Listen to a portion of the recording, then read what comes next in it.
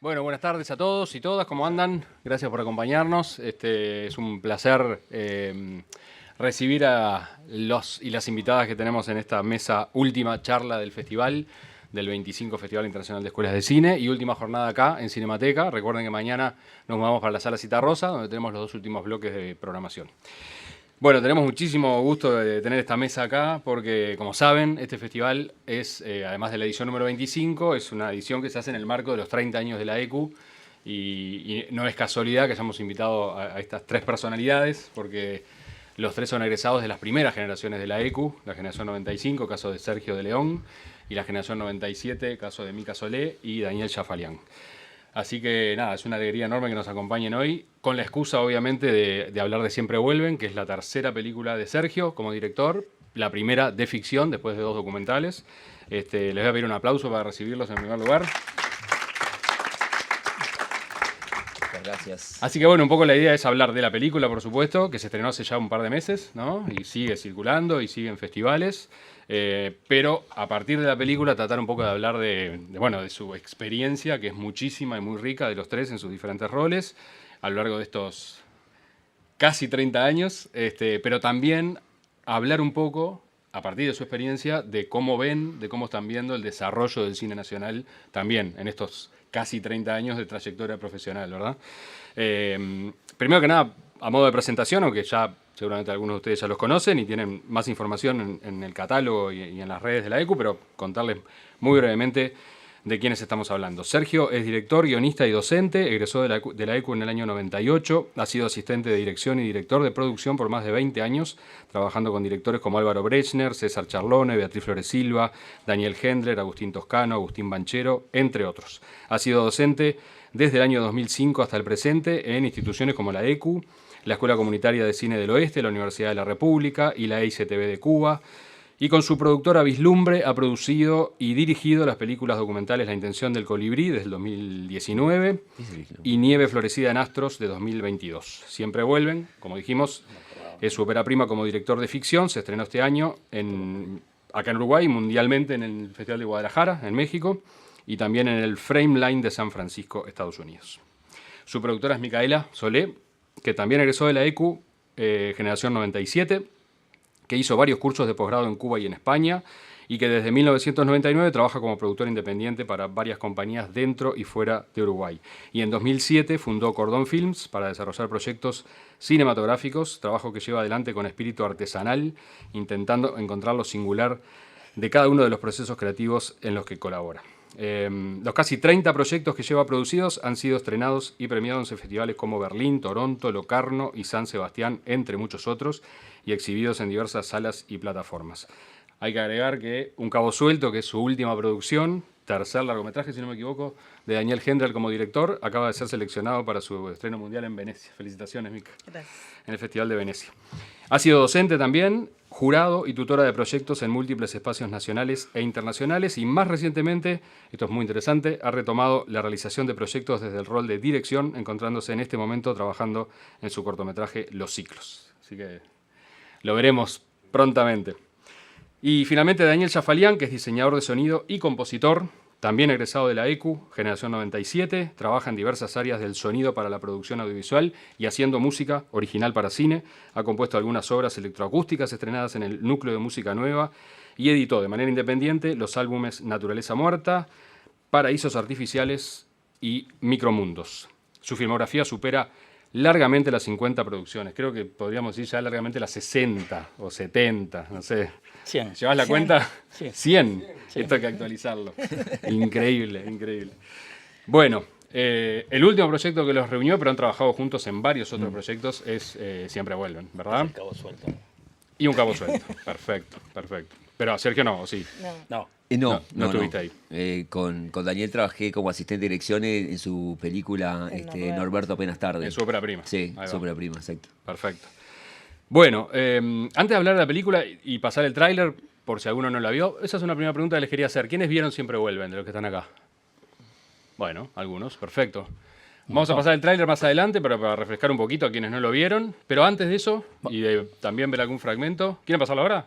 Así ya lo Lo dejamos que vos visto. digas, te vamos a seguir a vos. Vos sos nuestro Da. Guía piloto. espiritual. Antes de venir al presente me gustaría hacer Sí. un poquito de historia, porque Dale. como decía, esto es en el marco de los 30 años de la ECU, y esta pregunta creo que capaz que ya se la hice a Sergio seguro cuando hicimos aquel ciclo de masterclasses en plena pandemia, por Zoom, esa cosa horrible, Sí. pero bueno, 5 años después capaz que está bueno también volver a escucharte. Desde la perspectiva, ¿no?, de estos 30 años desde que empezaron, en tu caso la ECU, 28 en el caso de ustedes, ¿qué recuerdos tienen, qué memoria guardan de aquella aventura de ponerse a estudiar cine en un país donde prácticamente no se hacía cine? Bueno, Y en una escuela que se estaba formando además, ¿no? sí, el primer recuerdo que tengo yo era, yo había hecho el taller de César de Ferrari en el Juventus y que después de haberlo hecho coincidió con que ese año se abría la ECU. Entonces me fui a anotar a la escuela de cine y nunca se sabía cuándo eran las inscripciones y dónde iba a ser. Había como una cosa ahí de duda. Y me acuerdo que yo iba y pasé un par de veces frente al edificio que iba a ser la escuela y no había ninguna pinta de que era escuela ni que se iba a abrir nada. Tengo ese primer recuerdo. Como un Después, gran misterio, digamos. como un misterio. Después se abrió la escuela, y bueno, yo, como decías vos, pertenezco a la primera generación. Y el recuerdo como más importante que yo guardo de toda esa experiencia tiene mucho que ver con lo que fue nuestro trabajo de egreso, que fueron las 8 historias de amor, que siento que fue como un trabajo de mucha colaboración, como de mucha comunidad por parte nuestra, los estudiantes, que estábamos casi como en una tarea de autogenerarnos nuestro egreso, porque la escuela había un poco naufragado, se abrió, naufragó, después quedamos como autogestionados en cierta manera, y decidimos esa generación que era 95 junto con las otras generaciones, porque bueno, tanto Mica como Jaffa también participaron en lo que son claro. las 8 historias de amor, armar... Creo que de algún modo fue su trabajo de egreso también, ¿no? El de Jaffa sí, El mío. no. Ahí está. Sí, A mí me egresaron antes, pero bueno. Cosas que pasaban esos años. Y bueno, eso fue como una experiencia como muy rica, muy formadora también. Y empezamos ahí como, me parece, una aventura en el Hotel Carrasco, que filmamos, para los que no saben, 8 historias de amor es el trabajo de egreso, donde cada realizador del grupo, realizadora, escribió una historia. La premisa era que fueran historias de amor y que tenían como una locación común que era el Hotel Carrasco, porque también facilitaba mucho a nivel de producción y le daba una unidad como a esos 8 relatos. El Hotel Hotel Carrasco Carrasco era- estaba vacío, además. Claro, porque eso iba a decir. Era muy distinto al Sofitel Sí. que hay ahora, ¿no? Total. Era también como eso de que el hotel no Era estaba de la intendencia y abandonado. estaba Sí, y nos lo facilitaron y era como que yo mi tarea en la producción era como el productor general o un productor que entre otras cosas tenía la llave del Hotel Carrasco, lo que era una maravilla, y teníamos la llave de lo que eran las bóvedas donde estaban la loza. Y era medio como entrar al Titanic, y bueno, y filmamos ahí, y cada rodaje fue una experiencia hermosa, y con los compañeros y compañeras de esa generación. ¿Cuántos días de rodaje estuvieron ahí encerrados en el hotel, te acordás? Fueron 2 meses. Sí. 2 meses de continuo. Sí. Porque eran 8, eran 5 días. Eran 5 días 5 por días cada por uno. corto, 5 días eran por 8 cortos. Y yo trabajé en 4 en el directo de Ahí los va. 8. Entonces era 1 y 1 los que hacíamos con Sego, por ejemplo, en ese momento. Y hubo un momento que hubo unas 4 semanas que fueron nocturnas. Sí. Que fue una tortura eso. Invierno también, digamos. Pero bueno, Desde entonces, los egresos de la ECU se filman en invierno, por alguna misteriosa razón. ¿así? Sí, hasta ahora también, sí, en pleno julio. Bueno, ahí... El más interesante fue el de Luis, la verdad es que sí, fue el de Luis estaba como iban a demoler al hotel, ¿no? Entonces Sí. pues, habíamos puesto carteles y la gente del barrio pensó que el hotel se iba a demoler de verdad, ¿no? Claro, Sí, Y se armó un quilombo ahí. claro. sí. Están, por si quieren verlo, si no lo vieron, están en el canal de YouTube de la ECU los 8 cortos. No, ¿en Sí. serio? Sí. Bueno, esa fue una experiencia que yo recuerdo particularmente. Bueno, tal Sí, de vez hecho, fue- pasamos Chinatown, lo pasamos acá junto con Joya de Gabriel Bocio en el ciclo de 30 años, hace un par de meses. Ah, mirá vos. Ok. Sí, y después esa película la pasamos en una sala de Cinemateca que funcionaba allá en el Enfrente del BPS. En la Asociación ¿cómo era? Cristiana de la Jóvenes. Asociación Cristiana de Jóvenes, Sí. y también tuvimos como una experiencia de exhibición y con el público y ver qué pasaba con esos primeros cortos. En una época en que se producía tan poco cine que la película, bueno, tenía como ciertas, había notas en la prensa, había como en un micromundo había como un ruido que hacía la película Claro. y bueno, fue como una experiencia que en lo personal me marcó, porque a mí a partir de esa experiencia fue que yo también me llamaron para El trabajar. viñedo. Me llamaron para trabajar como asistente de dirección del viñedo, teniendo ninguna credencial para hacer ese trabajo. Y solamente porque había hecho las 8 historias de amor, bueno, el director confió, me llamó y fui a hacer ese trabajo y a mí me marcó de alguna manera un rumbo del cual he vivido todo este tiempo, trabajando como asistente de dirección, básicamente. Perfecto. Yo ¿Jafa? caí en el viñedo también gracias a las 8 historias. Claro, sí, también, es verdad. Tremendo. Genial. En tu caso, Jafa, ¿qué recuerdos hay de esos primeros pasos en aquella EQ? No, estaba bien.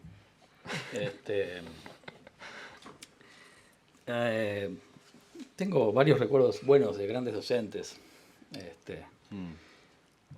Igual hubo un momento que hubo como una especie de quiebre, ¿no? Que fue como en ese momento que medio que se deshilachó un poco todo y ahí fue que me fui. Sí, de hecho hay una generación 96 que no se Que sabe Ahí qué sí, pasó. hay una generación Sí, que me la parece que generación quedó perdida perdida. ahí en el medio. Y la 95 en realidad egresados somos muy pocos. La 97. La 97, sí. Jaffa que egresó antes y después fuimos 3 egresados que hicimos nuestros trabajos de egreso con la generación 98. Porque habíamos quedado 3 y bueno, como que quedamos unidos a la generación Ahí va, posterior ahí va. para poder filmar. Ahí va. Pero es verdad que lo que decís de había grandes docentes. Yo creo que hay un docente en particular que en el caso de Jaffa seguro que te marcó mucho, que fue Corión Aronian. Coriún, claro, estaba Coriún. Yo ya lo había tenido como docente de composición y todo eso, y fue el que hizo que me dieran el título antes. Dijo. Después estaba Manuel Martínez Carril, Manuel que daba Martínez historia Carril, de crítica. Luis Elbert. Elbert, que daba lenguaje cinematográfico, era muy bueno. Y a mí me gustaba mucho uno que era sociólogo, que ahora se me fue, Faraone, Roque Faraone. Sí, Roque Faraone. Que era interesantísimo lo que daba Faraone. ¿Te acordás Germán, de esa? sí, me acuerdo. Roy Germán daba percepción visual, a mí en ese momento también. Ilia Moreira, que daba semiótica, que es un personaje como mítico ya a Sí. nivel intelectual en el Uruguay, que Lo de Manolo era muy bueno, eran 3 horas con la voz todo el tiempo pareja. Y siempre fumando en la Siempre clase. fumando. Siempre fumando adentro de la clase. Era otro Uruguay. El Imperio Paté, Hace 30 1903, bla, bla, bla, bla. Yo sacaba apuntes, además. Tremendo. Sabía escribir y todo. Y bueno, y después Beatriz Flores Silva, que fue la fundadora Era de la la primera escuela, directora, claro. que creo que también le dio una impronta muy que fue- particular. es que Pero fue ahí, ese- que se ese fue fue el Beatriz, sí. Que Y ahí Beatriz quedó como una estuvo especie de 95, 96 y vacío. se fue. Por un tiempo. momentáneo. Exacto. Pero bueno, ella, creo que en el caso nuestro, de la generación 95 y la 96 seguramente también, fue como una personalidad que marcó, dándole a la escuela una impronta muy, muy fuerte con lo que tenía que ver con la dirección de actores. Trajo como a Tepliakov, que era un ruso que enseñaba como el método Stanislavski como desde la fuente. Era como que venía directo de Stanislavski el método y después trajo a David Hammond, que era un director de actores americano con el método Lewis y como que infundió como un respeto por la dirección de actores que yo creo que bueno, que estuvo bueno. A nivel formativo matrizó algo ahí en nosotros. En tu caso, Mica, ¿qué recuerdos? Bueno, también yo en realidad estudiaba ingeniería química y cuando empezó esta cosa en el 95 de que se había abierto la escuela de cine, fue como, yo tengo que estar ahí y bueno, en el 97 me cambié, me acuerdo que me fui a anotar y me atendió Diego Carriquiri y me dijo que todo el mundo, o sea, que en general los egresados salían con trabajo. Y en realidad me encanta ese recuerdo, porque primero que en ese momento no había egresados, porque eran, pero igual fue como Claro. muy lindo. Y aparte a mí me encanta que Diego sigue estando, no sé, hay una cosa como linda de ese momento. Y eso, como que la generación nuestra del 97 era numerosa, porque justamente como se había ido la dirección y había una nueva dirección, lo que habían bajado la cuota, entonces era una cuestión medio como de que al principio, como todos los meses de más teóricos, la cuota era más baja y subía los últimos 2 meses para filmar. Y al año siguiente se dieron cuenta que eso no funcionaba, entonces subieron, bueno, listo, hay que pagar esta cuota acá todo el año. Y ahí se fue todo el mundo, claro, quedamos muy pocos. Y entonces fue una generación un que... cambio de regla de juego. Claro, sobre exacto, la en marcha. el medio. Sí. Claro. Se deshilachó, pero bueno, algunos seguimos y terminamos eso. El tercer año lo hicimos uniéndonos a... Tenía una cosa, esa cuestión inicial de la ECU, que era como muy hacer tu propia carrera. Al final, eso, en el año ya 98, fin del 98, 99, la gente de la generación 95 empezó a entrar como docente. Y yo nunca tuve de docente a nadie, pero sí tuve a Sergio Miranda de coordinador, que tenía eso, había una cuestión ahí como más horizontal y bueno, y uno si tenía proyectos los llevaba a la ECU y los hacías, era como una cuestión de que era muy fermental y éramos pocos, y eran pocos los que hacían cine, eso que decía Sergio, o sea, cada proyecto que se hacía, cada largo era como una cosa... que Un todos, acontecimiento en sí exacto, mismo. que era un acontecimiento para todos. Y bueno, nada, Sí, hay una época que ahora lo nombraste a Sergio Miranda, que fue un coordinador de la escuela. Yo me acuerdo que yo he estado trabajando ahí en la ECU y dijimos, vamos a hacer algo que sea un poco, no replicar las 8 historias de amor, pero era con la generación, que era la generación de Micaela Solé, Pedro Luque, Gustavo Hernández, esa generación, hacer lo que llamábamos los docuficción. Entonces yo me acuerdo que había, que fue una cosa como de lo que hoy se llama de hacer de showrunner, que yo sin saber nada pensé, bueno, vamos a hacer que Pedro Luque con Cuque Esclavo, que me parecían unas combinaciones insólitas. Yo dije, de acá va a salir algo. Bueno, Micaela con Aldo Garay, Gustavo Hernández. Lo escribió él al final. Lo escribió el propio Gustavo. Sí. Pero entonces hicimos como un experimento para hacer como unos docuficciones, que andás a ver dónde están, pero que me gustaría ver, porque eran técnica. Eran como, me parece que forman parte, así como las 8 historias de amor, esos también documentales forman parte de un historial del origen. Porque además ya éramos egresados, era como un proyecto para vincular como a los recién egresados. Para que tuvieran trabajo. Claro, para que se cumpliera la promesa de trabajo. Estaba buena esa cuestión también como de dirigir el guión de otro, había una cuestión ahí interesante. Ahí va. Bueno, la prehistoria de la ECU. Sí, perdón que nos remontamos tan al pasado, pero bien. Bueno... Totalmente al lugar. ¿Y cómo fue bueno, un poco ya contaron, pero cómo fue el salto al medio profesional? Lo pongo entre comillas porque estaba naciendo el cine uruguayo de alguna manera, ¿no? O sea, estamos hablando de fines de los 90, principios de los 2000, y ni siquiera existía la ley de cine. Había sido un Instituto Nacional del Audiovisual, ¿no? Creado en el ámbito del MEC, pero era prácticamente una oficina que daba un premio para guión. Pero bueno, los primeros proyectos se financiaron así, pero no había, pero ni por asomo, la producción más o menos sostenida que hay ahora. ¿Cómo fue ese paso al mundo profesional en un sector audiovisual que estaba naciendo, ¿no? Que estaba conformándose? Bueno, a mí la primer plata que yo gané por hacer cine fue con 8 historias de amor. Rarísimo, porque era como que alguien de nosotros se tenía que dedicar full time a eso. Yo trabajaba en una editorial. Entonces juntamos la plata y me dijeron, bueno, vos cobrás una partecita por mes que era muy, muy insignificante, pero bueno, era como algo que me sostenía a mí para poder dedicarme full time para hacer ese egreso. Claro. Yo siempre pienso que la primera plata que yo cobré fue de mis compañeros y de nosotros mismos que pagaron a una figura que era quien produjera esa película, porque había que producirla. También la verdad que era un trabajo full time durante... Esto fue 3 meses. No era un corto, era prácticamente un largo. Sí, largo. Son 8 historias que eran un largo. Y después cuando trabajé por fuera de la escuela fue como como asistente de dirección. Era una figura que no existía prácticamente. Ahí también reconocerle a Beatriz, que fue alguien que nos dio como un método de trabajo, como una metodología básica de qué hace un asistente de dirección. En el medio, el trabajo de los asistentes de direcciones era como muy raro, no había como costumbre, incluso en la publicidad, los productores hacían de asistente de dirección, era una figura muy poco conocida.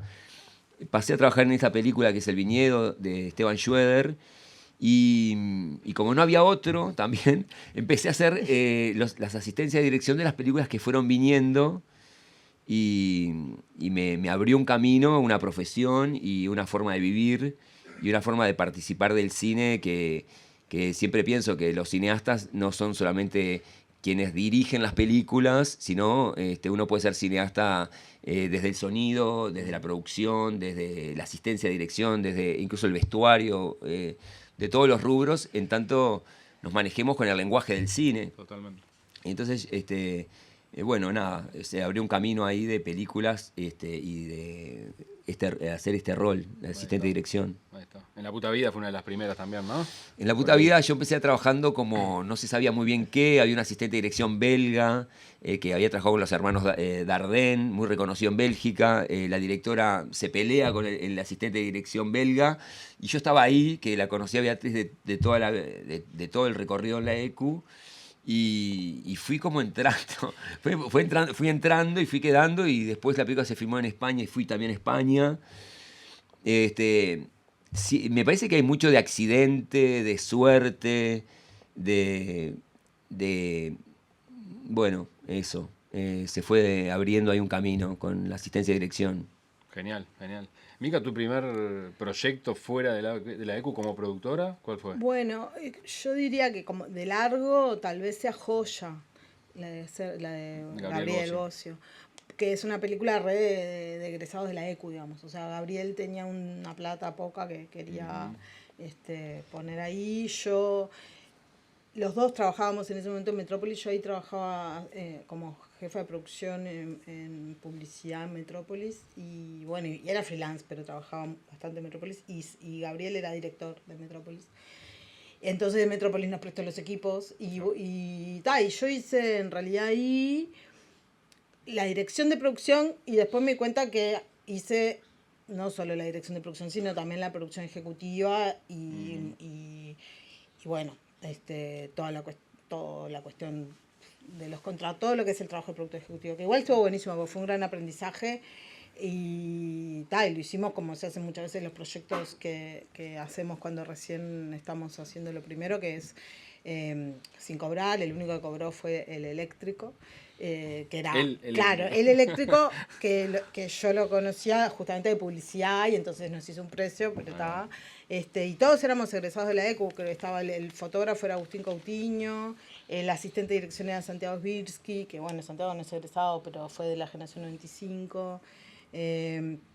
Editó una de las 8 historias. Una de las 8 historias. La de Bocio. Sí.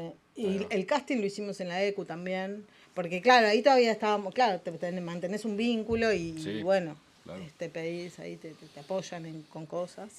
Y nada, estuvo buenísimo, porque son esas cosas que uno se lanza un poco con bastante inconsciencia. Eran 4 semanas de rodaje en Piriápolis. Nos fuimos para ahí y tal. En pleno temporal del 2005. Exactamente, además, ¿no? Exactamente. La preproducción la hicimos en mi casa, y estábamos el día del temporal, en realidad estábamos en mi casa Santiago y yo, y Santiago me dijo, se está moviendo el edificio. Santiago había vivido en México y sabía entonces yo no me había dado cuenta. Y le dije, no, me dice, sí, se está moviendo el edificio. Y se estaba moviendo por el viento. Y nada, y en realidad después cuando fuimos a filmar a Piriápolis, que fue unos días después, sí, estaba todo destruido, todo destruido. De lo cual se cumplen ahora 20 años, el 23 de agosto fue, ¿no? Sí. Se cumplen 20 años ahora. Ustedes no saben de qué estamos hablando, pero el 23 de agosto de 2005 de mierda, estamos preparando la noche de la nostalgia. Hubo un temporal que tiró. Podemos saltar unos en fin, esperemos que no se repita. Siempre vuelven. Sí. Siempre Una vuelven. una elipsis, decís vos. Desde que empezaste la ECU ya tenías claro que la producción era lo que te ibas a dedicar. No, para nada. No. Eso fue otro accidente. Sí. En realidad la producción fue como un poco de casualidad. Un poco, bueno, por ejemplo, cuando yo me acuerdo ahora, cuando empezaron a mandar a festivales las 8 historias, no sé si vos te acordás, Sergio, que me contrataron para que yo me encargara de ese trabajo. Y yo no entendía por qué me contrataban a mí, porque a mí la verdad que no me gustaba, nunca lo había hecho. Lo hice, entrábamos a algunos festivales. Pero en ese momento yo nunca me hubiera imaginado que después eso iba a ser una gran parte de mi trabajo, por ejemplo, buscar el recorrido de las películas. En realidad yo descubrí que me gustaba la producción de campo cuando empecé a trabajar en publicidad, que fue como de casualidad. que empecé ahí. Yo antes trabajaba más con esa cosa que uno hace institucionales, documentales, cosas que es más integral, ¿viste? Que dirigís, producís, editás, haces cámara, como un poco de todo, cuando recién estás empezando o egresaste hace poco. Y cuando empecé a trabajar en publicidad me di cuenta que me gustaba mucho como la producción, resolver esa cuestión de resolver problemas. Y ahí empecé como a eso, como a desarrollar proyectos paralelamente y descubrí como la producción ejecutiva, que tiene que ver con llevar adelante y hacer algo realidad. Eso es como lo que en su momento me emocionaba, lo de lograr eso, que la película sea realidad. Pila de veces como que de repente te parás y decís, esto que está acá, en realidad empezó siendo algo que estaba en un papel. Hicimos todo esto y está. Yo siempre tuve como un perfil de realización, por eso es un poco eso que dice Sergio también. Cuando yo produzco, también produzco como siempre como mucho diálogo con el director y con el equipo. Me gusta mucho el rodaje, me gusta mucho trabajar con los técnicos, siempre me vinculo con los actores, que hay muchos productores que ni se vinculan con los actores, o sea, como voy al rodaje... Más allá de lo contractual, decís. Exacto, sí, claro. Sí, pero yo qué sé, en el rodaje a veces pasa que el actor precisa que un poco depende del rodaje y del actor, pero capaz que hay que cuidarlo un poco, o sea, entretenerlo un poco de repente, y a veces eso lo hace la vestuarista, porque están en el vestuario, claro, pero en muchas películas, o depende de los actores, muchas veces yo lo he hecho y termino como muy cerca de los actores, porque estás medio que lo podés hacer como productor, no tenés que estar en el set, claro, pero estás como por ahí. Claro. Y es una manera de cuidarlos también, de contenerlos, porque de repente pueden pasar varias horas sin hacer nada, entre comillas, ¿no? Porque están haciendo, están preparándose para lo que viene. Tal cual. Pila de veces, a veces también cuando son afuera los rodajes, claro, de repente que estás conviviendo, no sé, hay una cosa ahí de... Claro. Genial. Ya vamos a hablar un poquito más de producción a partir de Siempre Vuelve. Me gustaría preguntarle a Jaffa me imagino que siempre fue tu intención dedicarte al sonido, claramente, ¿o no? Sí. ¿Y cómo te paraste frente a un medio audiovisual en el que prácticamente, creo yo, estaba todo por hacerse, ¿no? No había experiencia y siempre hay un dicho de que a las películas uruguayas les falta, si no recuerdo mal, mejores guiones, mejores actuaciones y mejor sonido, ¿no? Creo que ese es como una especie de muletilla que yo vengo escuchando desde aquellos... decís vos, Cuando el cine uruguayo empezó a filmarse, a hacerse, como que los grandes debes eran esos. No sé si era tan así, literal, en los tres campos, pero en algunos capaz que mejoramos, en otros capaz que no tanto. Había un tema también que era que los cines eran muy distintos, ¿no? Es verdad, entonces, es verdad. Por ejemplo, Cinemateca todo sonaba como el culo, ¿no? Claro, eran salas viejas. Y la gente siempre se quejaba de las películas españolas y de las argentinas. Que no se entendían los diálogos. ¿Y por qué entendían las otras? Porque había subtítulos. Claro. O sea, no era que se entendía. No era que se escuchara mejor. Estabas viendo la película belga y leías el subtítulo del señor que estaba hablando. Claro, entonces no reparabas en la calidad del sonido. Entonces veías una película española y no se entendía nada. Cuando abrieron los primeros cines un poco mejores, que eran los de los movie center, y empezamos a ver películas españolas y dijimos, pero se entendía esto, no estaba tan mal. Y incluso yo recuerdo cuando se estrenó, acá había 2 o 3 sonidistas grandes, que eran Fabián Oliver y Daniel Márquez, y alguno más, ahí, Nacho Seimanas, trabajaba en el sonido, no sé qué, pero eran ellos 2. Y yo recuerdo haber visto la primera de, ¿cómo es?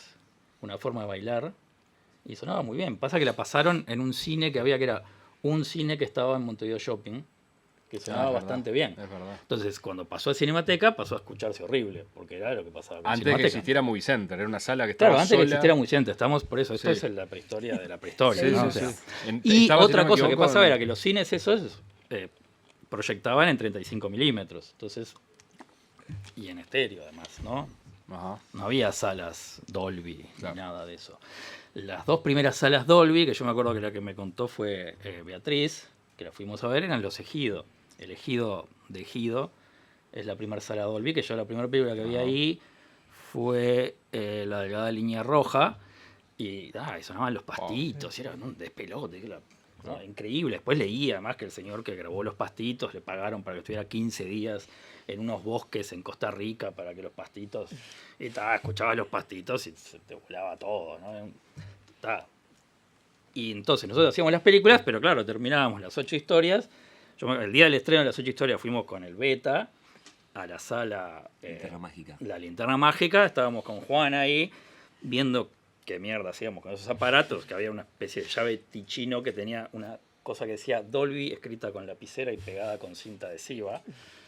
Y prendimos eso y empezó la película y se parecía una vaca que estaba atrás del escenario. Yo había hecho unos graves medio lindos de no sé qué. Una vaca inmunda, todo asqueroso. Bueno, cuando estrenamos 25 watts, que fue ahí fue el día de mi cumpleaños además, Wow. un bajón. Cineplaza, ¿no? No, Cineplaza estrenó Beatriz en La Puta Vida. Nosotros hicimos fue en una semana en la Cinemateca 18. Cinemateca De 18. verdad.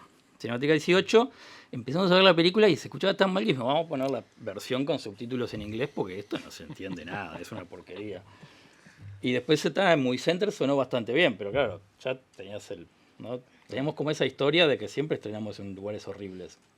Bueno, después fue mejorando y ahora estamos empeorando de vuelta, porque la gente mira en el celular y escucha con los parlantecitos de la computadora, o sea que Tremendo. O sea, nada, todo ese vamos y laburo- volvemos, ¿no? O sea, ahora vas a mezclar a un cine en Europa con parlantes en el techo y no sé qué, para que después lo miren con el celular. Tremendo. Yo tremendo. estoy muy positivo. Está muy bien. Pero bueno, no éramos muchos haciendo sonido en Claro. esa época. Y todo el siguen no siendo muchos, ¿no? Porque es un rubro que... No, ahora hay un montón. ¿Sí? Ahora está lleno de gente en todo. Sí. Igual ahora ya no hay esos problemas, ¿no? Ahora hay de todo, qué sé yo. O sea, Sí, pero es cierto, existe esta cosa de que de repente te matás haciendo un diseño de sonido para... y para bueno, una a los escucha fotógrafos que un poco no- también les pasa lo mismo, Claro. ¿no? Que se hace la corrección de colores, no sé qué, y después es todo. En los monitores calibrados de cualquier manera no controlás en absoluto como... Pero bueno, hay que hacerlo igual, porque se supone que uno Sí, trabaja sí. para un ideal que a veces Sí, además sucede. no le vamos a estar mintiendo a los productores que no necesitamos Jamás, cosas jamás. importantes. Tremendo. Hago un pequeño paréntesis para decirles que si hay preguntas, comentarios, quieren participar, por favor, avisen, ¿está? Hay Sí, micrófonos... no. Hay una Hay, mano. ¿verdad? Hay una mano Micrófonos. Sí. levantada. Hay una mano levantada ya que no veo. Esto es un pero micrófono. Ya te sacan el micrófono. Tiene barba, ¿no? Sí, no sé. Buenas, soy Mateo Baltasar de Primero de la EQ. ¿Qué se siente, es una pregunta para los tres, qué se siente dedicarle una producción que va a salir que sale adelante y darle el remo, darle el pincel a sus propios compañeros de generación, a alguien que estuviera en su mismo lugar, sus mismas bases, ya sea mayor o menor? ¿Qué se siente darle eso para que saquen afuera y exploten lo que vendría a ser lo mejor? Yo no le doy nada a nadie, así que eso no. A ver, hay una cosa que está buena, es que, por ejemplo, yo también fui docente acá en la escuela durante varios años y hoy trabajo con... Fue docente mío, Sergio, aunque parezca mentira. Es verdad, es verdad. ¿En serio? Y trabajo con gente que fueron estudiantes. Por ejemplo, yo qué sé, trabajé como asistente de dirección en la película de Agustín Banchero, que fue estudiante también. Y bueno, Lucía Garibaldi fue estudiante también. O sea, como que en algunos casos uno pierde. A lo largo de los años uno pierde la referencia de que han sido compañeros o incluso estudiantes, y uno se los vuelve a encontrar con el medio profesional y trabajás en la película y se desdibuja eso, porque un equipo también está conformado por gente que viene de todos lados, y es verdad que en algún momento te encontrás con gente que fueron tus compañeros, tus compañeras de clase. Creo que lo que da una escuela, lo más importante que da una escuela, sí es como un grupo humano con el cual uno pueda después encontrarse profesionalmente a lo largo de un futuro profesional. Creo que las escuelas, de las cosas más importantes que dan es compañeras, compañeros para hacer después tus propios proyectos. Y sí, hay algo como generacional ahí que está presente. Pero también es verdad que hoy en día el medio profesional está como enriquecido con gente que viene de todas partes. Antes había solamente la escuela de cine, pero después se multiplicaron las opciones de formación. Y entonces hoy es como muy heterogéneo, muy mestizado todo los equipos de trabajo que uno tiene. Ahora, antes de entrar, estábamos recordando un poco quiénes eran los egresadas de la ECU que habían participado en Siempre Vuelven. Y, por ejemplo, tenemos, aparte de estar nosotros tres, tenemos una compañera que fue foquista, que es Corinne Ridhon. Y Corinne Porley. Perdón, Corinne Ridhon es una profesora de guión que tuvimos, sueca también, porque Corinne tiene ascendencia sueca. Sí. Ahí hizo un link, Corinne Porley y Margarita Brum, Que hizo las locaciones. que hizo las locaciones. Pero es verdad que cuando trabajamos con ellas, por ejemplo, vuelvo a pensar ahora el rodaje Siempre Vuelven, no estaba pensando que estaba trabajando con egresadas de la ECU, o que cuando estoy trabajando con ellos estoy trabajando con egresados de la ECU, porque ya hay como un recorrido de vida Claro. que se junta, entonces es como gente de la vida, gente... pero me parece que siempre uno está matrizado por una experiencia común, por un lugar común, por ciertas docentes, que ahí se genera una complicidad extra, seguramente en ese histórico, ¿no? Total. ¿A vos, ¿por qué te daba curiosidad eso? Para que tiene que ir con el micrófono de vuelta, está ahí arriba. Es con repregunta. Pregunta con repregunta. Sí. Ahora no se Porque, anima nadie más a ¿cómo es? preguntar. Por ejemplo, me viene a la cabeza de que si ves el primer mes en nuestra generación de actualmente de primero, a la primera semana ya nos estábamos llevando con una chispa ya que empezaba fuerte. Entonces es como que sabes que los que empezás ahí, ya que se vayan bajando o no, ustedes, por más que se lleven bien o mal, saben que en algún momento se van a juntar profesionalmente y van a confiarle el otro la espalda para que lo lleve adelante. Entonces, O se por van a eso, odiar de ¿sabes? por vida también. Esa es la otra. Y se Bueno. van a ver cada tanto en rodaje y van a decir, "Este hijo de puta". Que... Tener una generación. Digo, que- no para hacer que todo sea No para hacer la alegría chispa de la vida. Claro, ¿no? Para dar No, un pero poco más tener de una realidad a las- generación potente está buenísimo. No siempre las generaciones son potentes. Y además está buenísimo para hacer cosas O sea- gratis al principio y empezar a tener experiencias. Claro. ¿A quién le vas a pedir para trabajar juntos? ¿No? Tengo este proyecto de onda, no se lo vas a pedir a gente desconocida. Sí, para no, algo claro, tenés a claro. compañeros de generación. ¿no? O de... Pero se va armando, porque es eso. Nosotros, por ejemplo, no somos de la misma generación. Lo que pasa que después tenés las generaciones anteriores, las posteriores, te vas cruzando cuando empezás a trabajar y ahí se va armando. Y la gente que tuvo de entrada como un grupo fuerte, seguramente arrancan fuerte a la salida haciendo algún proyecto juntos y eso es lo mejor. Total. No es mi caso, que mi Sí, generación de se hecho desfocó. pasa en la ECU y seguro en otras instituciones que terminan trabajando juntos, compañeras y compañeros de diferentes generaciones. Forman grupos de trabajo después de egresar. Y también con gente de otras instituciones. Sí. Lo vemos también en proyectos. Bueno, nosotros cuando hicimos Extracurriculares. las 8 historias de amor, hicimos una coproducción con la ORT y la Católica. Porque No, y estos otros, los del arte, los que hacían el arte, que eran de la Escuela Sí, de de la Diseño Escuela de Industrial. Diseño Industrial. Casi todo el arte de la película mira. hizo gente de la Escuela de Sí, Diseño. Que está porque, bueno. por ejemplo, no teníamos buena caña ni equipo de sonido. El mejor equipo de sonido que había era de la Católica. Entonces fuimos a hacer un convenio con la Católica y vinieron algunas La algunas Católica gente- nos prestó un mixer Exacto. y algunos días un micrófono solapero. Y hubo algo ahí como que hubo una búsqueda de cruzar, de la ORT también vinieron cosas y algunas personas. Sí. Y ahí terminás conociendo gente nueva, ¿no? Yo me Sí. acuerdo, por ejemplo, en mi generación, la 2001, hicimos, que teníamos a Inés Olmedo como docente, un taller en conjunto con egresados de, si no me equivoco, era de la EMAD, la parte de diseño de la EMAD. También, Y ahí conocimos a Alfredo Soderguit, por ejemplo. claro. Bueno, es que en realidad no había arte en esa época en la ECU. Claro. O sea, no Nosotros había teníamos- dirección de arte. claro, Entonces, nosotros teníamos, el convenio pero- había que hacerlo con alguien porque no. Sí. No había ningún interesado ¿Por qué ni cuento había- esto? Porque Alfredo Soderguit terminó conociendo en ese taller a Julián Julián. Goyoaga y a Germán Tejera, que terminaron siendo los compañeros de generación de la ECU, que terminaron siendo los productores de Anina, la película de Alfredo, que es una película hermosísima y nada, partió todo de un encuentro en la ECU, ¿no? Ustedes También- tenían un blog, además. Sí, teníamos un blog, sí, No Plot Point Orchestra se llamaba. Y es otra época, porque en ese momento había como una fantasía de que uno se hacía un currículum, de que no decía nada, porque éramos solamente estudiantes, y uno podía ir a una productora y pedir trabajo. Hoy en día eso ya no existe, digamos, hoy existe mucho más presentarse. La fantasía existe porque los te llegan currículum los te mails, llegan sí. Ah, sin la parar. fantasía existe. Sí. Pero en la realidad... Es igual de fantasía que en aquel momento, que claro, tampoco pasaba nada. en la realidad no ocurre eso y casi lo más probable es que uno pueda hacer un corto con amigos, amigas y eso se vuelve como algo que te presenta Como de alguna primer- manera. Sí. claro, como primeros como pasos, equipo por lo menos. creativo, eso está bueno. Es una actividad que tiene mucho de...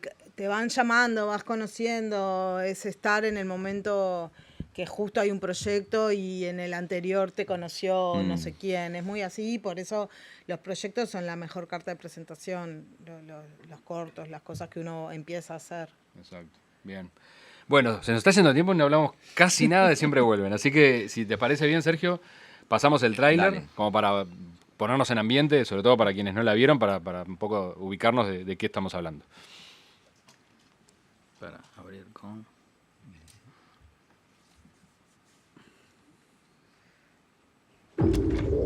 Bueno, Tranqui. ¿quién quiere que compruebe si hay utilizaciones? A ver si está llegando para el otro lado, ¿no? ¿Para ahí? Ahí sí. ¿Llegó? Sí, Hola. está encuadrándose ahí.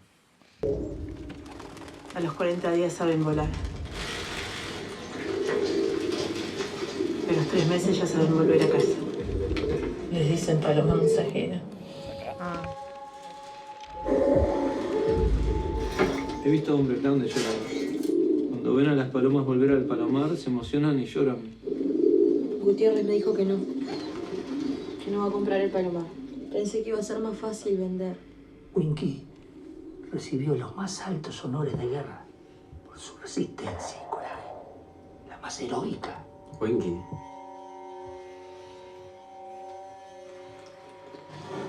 Lamento mucho lo de tu mamá. Estaría muy orgullosa de vos.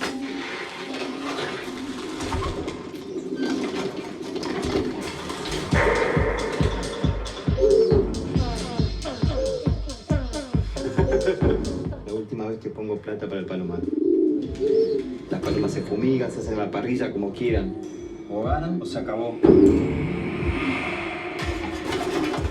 Vamos con esta. La única que tiene chance.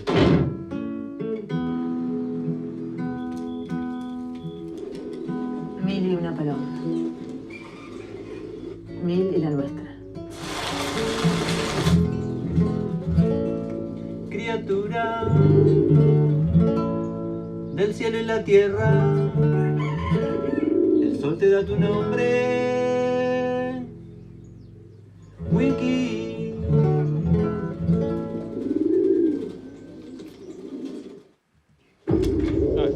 Largué de vuelta. Muy bien.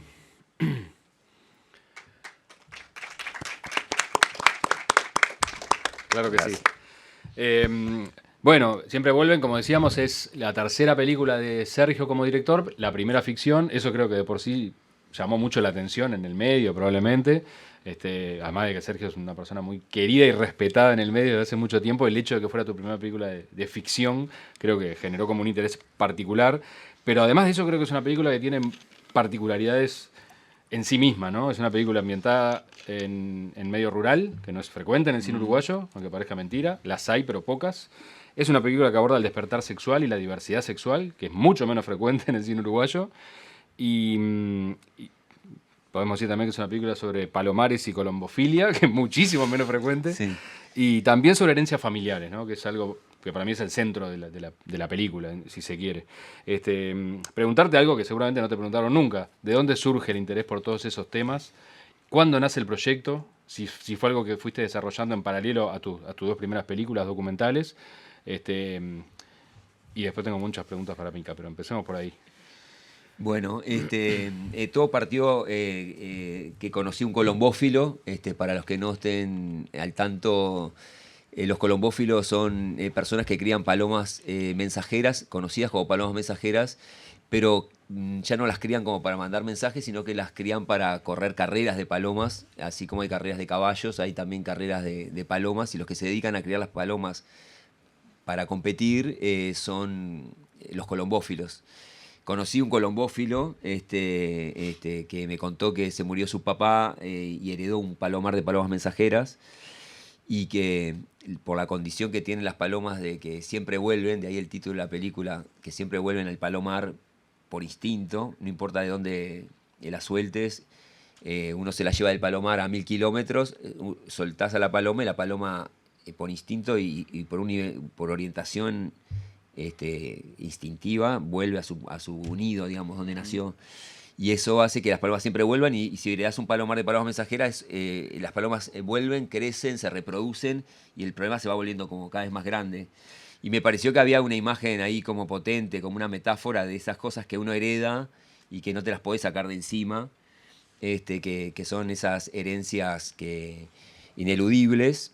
Entonces, me pareció que había una figura ahí que me tocaba personalmente también, porque bueno, yo tengo una hermana que cuando murieron mis padres quedó a mi cargo y también sentía como que es una presencia y una hermana que insiste y está ahí y bueno, y demanda y es como también la aceptación a una coyuntura, a una realidad, a una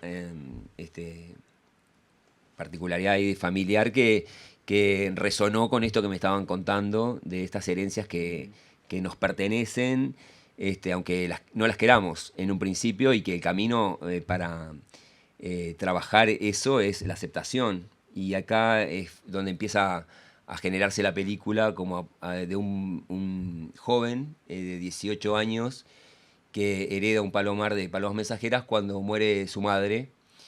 Y la película un poco va de eso, de cómo este personaje hace el duelo y al mismo tiempo comienza y se despierta a un descubrir sexual y a un descubrir de sí mismo en una etapa de la adolescencia que me parece que es ese final, ese último minuto de ser adolescente y ese primer minuto de ser joven.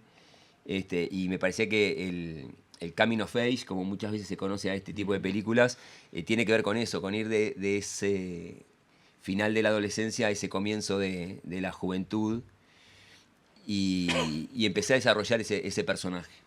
Pero el origen tiene que ver con Mario, que siempre lo menciono porque fue como que me abrió un mundo, que es el de los colombófilos, que es un mundo que absolutamente desconocido por mí, pero también por muchísima gente. Claro. A pesar de que ahora que vi que estoy con la película y siempre hay alguien que viene y tiene una historia increíble con palomas o con colombófilos, o sea que uno va descubriendo que hay cosas que uno piensa que no existen y existen mucho más de lo que uno cree, claro. Pero es verdad que es un mundo muy particular.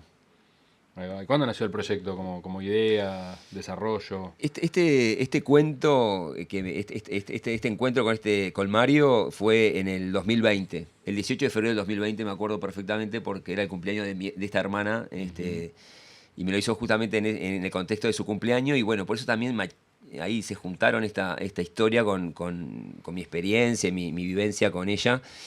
Y a partir de ahí se me ocurrió pensar en escribir el guión. Vino la pandemia, bueno, quedamos todos un poco encerrados a partir de la pandemia y eso hizo que me concentrara a escribir el guión y me metí a investigar mucho sobre colombofilia, a ver muchos youtubers colombófilos que iban contando sus experiencias de cómo crían las palomas, con qué las vacunan y como mucho intercambio entre los colombófilos a partir de videos en YouTube. Claro. Empecé a leer la historia de la colombofilia y la historia que tienen las palomas y la importancia que tienen, por ejemplo, dentro de lo que es lo militar, en la Primera y la Segunda Guerra Mundial.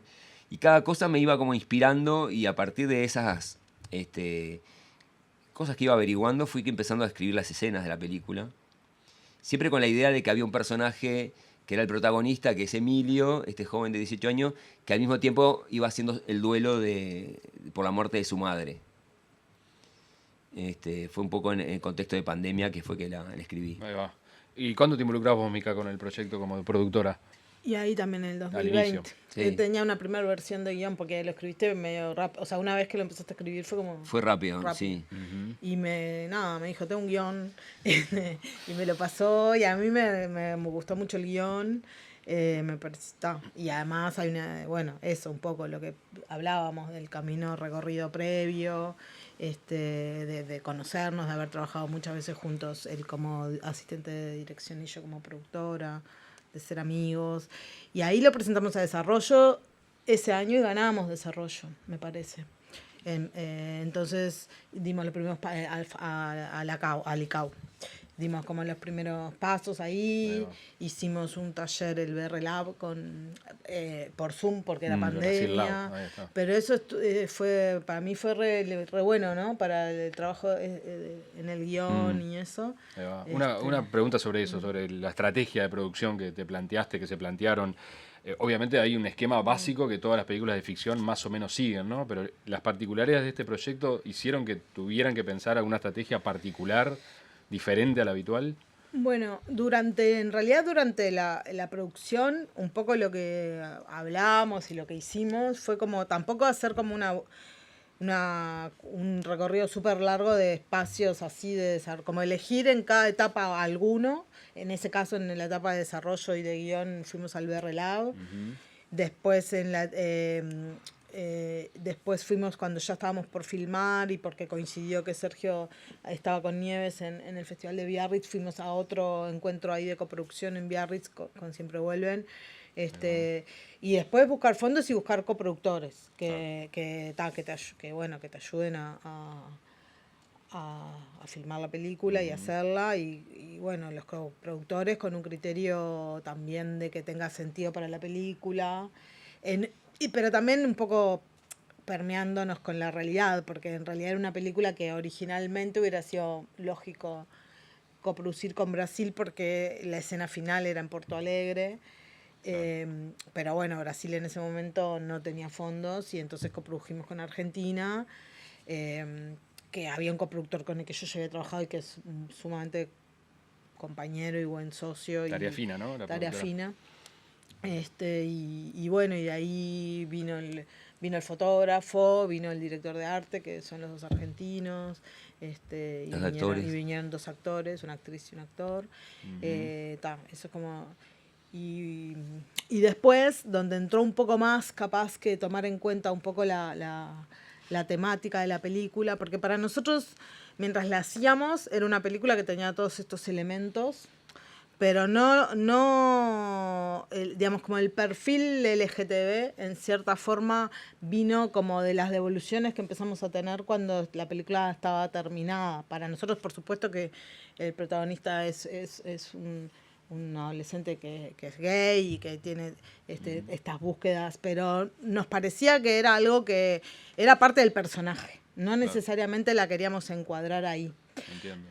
Pero claro, cuando las películas también tienen un poco, tienen vida propia, cuando uno cuando las llega al público, tanto al público especializado como al público general, bueno, ahí la gente la toma y lo que vos opinabas de la película empieza como queda ahí. Entonces, en realidad, sí, para la distribución, sí la enmarcamos un poco más ahí, sobre todo a nivel internacional. Festivales, búsqueda de agente de ventas. Yo cuando fue Ventana Sur acá, que estuvo bueno porque daba la oportunidad de hacer ese screener y que además ellos estuvieran acá, porque cuando es en Buenos Aires también puedes hacer un screener, pero hay más dispersión, pero acá había mucho interés por lo uruguayo y bueno, dirigimos el foco ahí y el camino afuera está siendo lindo con un distribuidor que sabe, o sea, que conoce ese camino, que es un camino que es muy de nicho, pero que también es súper amplio y que hay mucho interés en varios países. Eso. Genial. Jaffa, ¿en qué momento te involucraste con el proyecto? Me mandaste el guión, era en enero, ¿no? Puede ser. Pero no sí. me acuerdo qué año. Y ahí. Sería 2021. Pero fue antes del rodaje. Sí, antes del rodaje. Sí, como un año antes de hacer el teaser. El teaser lo hicimos a fines de 2022. Porque bueno, esa fue una particularidad también de haber ganado un fondo que fue el de Fondo de Desarrollo, que había como un fondo extra para los premios que habían, los distintos guiones que habían ganado de desarrollo, había alguno que le dan un premio extra que era hacer un presupuesto para hacer un teaser. Ahí va. Y hicimos un teaser y ahí ya estuviste. En el teaser, claro, obvio. por eso no, pero yo me lo habías mandado antes. Es algo muy importante, ¿no? ¿Saben lo que es un teaser en una etapa de desarrollo, no? Creo que sí. Capaz que está bueno contarlo, pero... Esto fue con 3 días de rodaje Sí. y eran algunas escenas de la película, ¿no? Pero fue con otros actores. Ahí va. Bueno, pero porque- vino bien además, Sí. porque Les permitió bueno, probar. sí. Nunca Igual se hacen las palomas mucho de la los... música son las palomas del teaser. Sí, es verdad. Nosotros nunca lo usamos porque hay una cosa que se supone que se puede usar para presentar a fondos después, o sea, que se puede usar para... Nosotros nunca lo usamos para eso. De hecho, a mí, mi opinión personal es que en ficción, al estar el guión, no es necesario que haya un teaser. Y además, sobre todo, que nos sirvió pila como para entender cosas de cómo filmar o cosas que de repente... Pero no necesariamente... Y una cosa queríamos, importante, que claro. el palomar fuera un poco más grande. Claro, ¿no? Porque era un exacto. asco el palomar Filmamos ese tan sí en el chiquito. Palomar Real, que ya después filmamos la película, Mm. con actores que en ese momento, claro, después además como demoramos un poco más, el actor que era joven ya creció y era esa cosa que dice Sergio que tenía que estar como muy en el punto exacto. Mm. Pero bueno, eso. No nos sirvió tanto como elemento Claro. de búsqueda de fondos, pero sí como elemento de probar cosas Ahí va. y tomar decisiones en base a eso. Genial. ¿Y cuál fue cuál fue el primer diálogo que tuvieron director y diseñador de sonido sobre el universo sonoro de esta película? ¿Cómo se da ese proceso? Una cosa que hay que decir es como que yo con el Jaffa, bueno, ya hemos trabajado muchas películas, no solamente las que yo hice, que fue La intención del colibrí, que bueno, hicimos el sonido juntos, Jaffa hizo el sonido de esa película, también la de Nieve Florecida en Astros. Ujú. Y medio como que cuando llegamos a esta había algo ya como de sobreentendido de que siempre va a haber una búsqueda. Como que uno puede hablar mucho, puede decir mucho, pero yo no soy de trabajar con referencias. Me parece que uno va encontrando en las propias locaciones y la película. Acá había una cosa muy importante que eran las palomas. Y precisábamos una música antes del rodaje Mm, para algunas escenas. sí. Entonces eso era una cosa que había que hacer antes. Y las Pero a palomas mí no me fueron gusta la... hablar antes, porque en realidad hasta que no está como... Las canciones, ¿no? ¿Te referís a las canciones que canta el personaje o no? No, eso Eso con Juan Juan Gauters. A la Sí, música no, que no. está ¿Viste cuando en las bailan escenas? y cuando se mueven? Ah, claro. Todas esas, claro, eso se filmó con... Sí, que era otra en realidad. Y unas cosas como de paloma que quería Sergio para que la gente se inspirara con los de las palomitas y eso, ¿no? Que eso, Porque había eso lo una- hicimos como antes Sí. y funcionó, pero igual después Para lo los modific- actores. Claro, y en el rodaje, ¿no? Para Ok. que vean el tiempo. Y yo necesitaba todo. como O sea, que en algunas escenas meter a los personajes como en esa atmósfera. Claro. había veces que rompía las pelotas la música de esa, pero bueno. Sí, porque es un tema muy... las palomas, cuando uno está en un palomar, es muy inmersivo la experiencia de estar en un palomar. Entonces había algo como de No se llevar callan eso nunca, a ¿no? la No, película están todo el tiempo Tremendo. haciendo... y armar como Se sorte que fuera un sonido, pero también fuera una música. Es que están Y- como conversando todo. Y están como comentando, sí, y hay una parte que ya entra como más lo musical, sí, que es la música electrónica de una noche como electrónica que va el personaje, que está totalmente en base a las palomas. Y Total. claro, en realidad la música esa la hicimos con los ruidos del teaser. O sea, hay como un pum, que es un pum de cuando el tipo agarra las palomas. Es como Sí. que está todo hecho con los ruidos que sacamos de las palomas del teaser. Después igual usamos otras palomas.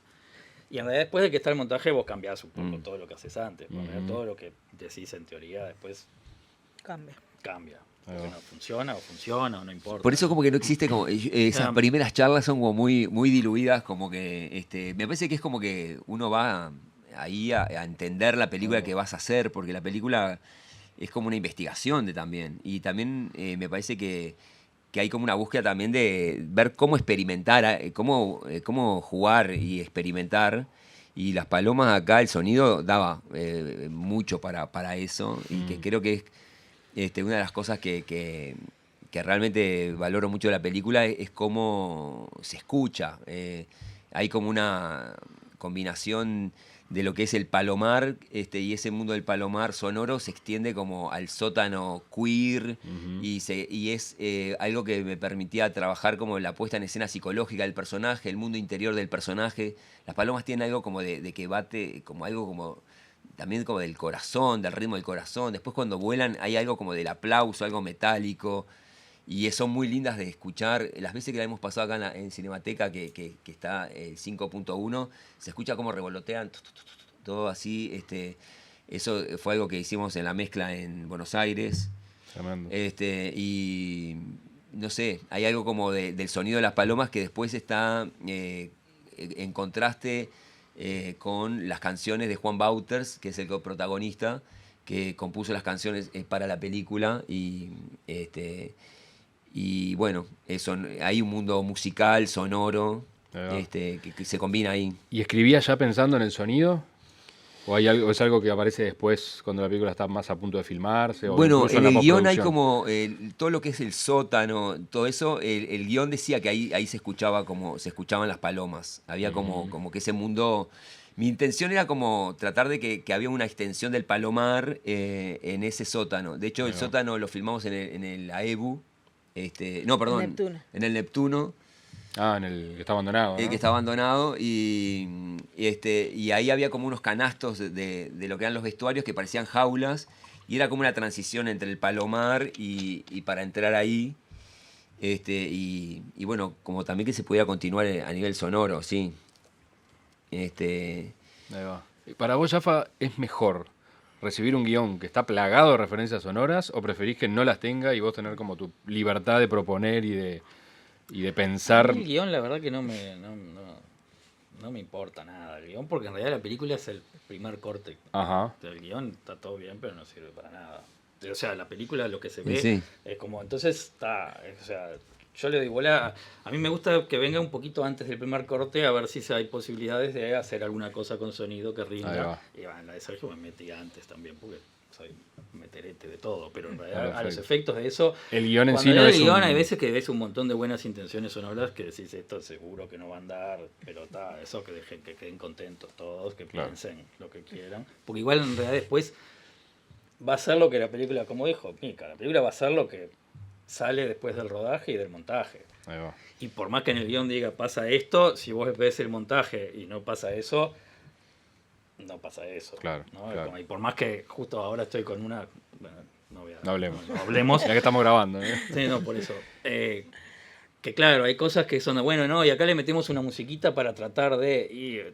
si estás metiendo la musiquita para tratar de solucionar que el guión que no pudiste contar en el rodaje, que después no lo pudiste meter en el montaje, lo vas a solucionar con una musiquita, no va a funcionar. Claro, claro. O en todo caso se va a notar que esa musiquita está tratando de generar algo que no... Como que... Entonces... Para mí es divertido eso, después que está esto, empezar a divertirte con el sonido. Incluso, qué sé yo, en la de Sergio, además era como que hicimos lo que vino del montaje, limpiamos algunas palomas, hicimos otros silencios, después fuimos agregando cosas. Y como que lo último que agregamos, te verdad que fueron como unos ruiditos de la paloma esta, que eran como que los agregamos en toda la película, que eran como comentarios de las palomas que estaban ahí haciendo comentarios de lo que pasaba en la historia. Que es como que vas capita por capita. Cargando capas. Y ahí te vas divirtiendo. No, medida y que, ¿no? después descubrimos a nivel sonoro una cosa que apareció haciendo el scouting de las locaciones, que fue que el lugar donde fuimos a filmar el Palomar está lleno de antenas de alta tensión, de todo lo que llega de las represas acá a Montevideo. Entonces hay muchas torres y son como realmente alambres en el cielo, a los efectos de una película que cuenta palomas que vuelan. Entonces, esa electricidad empezó a hacer como un sonido que sirvió para las transiciones y que en algún punto... Quedó musical, además. Después le hicimos la musiquita. Con Exacto. Ese ahí que no me acuerdo. Como que ahí hay una construcción que hace también a la psicología del personaje, que son los nervios del personaje, que eso en un momento se apaga. Hay una sutileza ahí, una búsqueda expresiva que bueno, la película está toda construida desde de esos lugares que a veces son muy directos para percibir y otras veces no. Claro. Bueno, el Palomar es muy lindo además de sonido. Sí. O sea, es como que es un lugar que estás adentro y tenés toda esa gente que te habla. Gente. ¿No? Sí, esas palomitas que son interesantes. Está bien. Tenemos el problema que el Palomar había unos gallos Sí, y no había queríamos gallos. Gallinas también. Gallinas y gallinetas. sí, Entonces hubo que Infiltrados. estar ahí. Quedó una gallina en la película porque justo estaba arriba de una canción de Juan y no íbamos a doblar. No, porque era increíble, había un gallo blanco espectacular que cada vez que tocaba Juan, era como que el gallo cantaba, le seguía la canción. Digamos, eso también lo fuimos descubriendo escuchando las tomas de sonido. En todas estaba el puto gallo. Y era como el gallo se activaba con la canción y bueno, y quedó. Tremendo.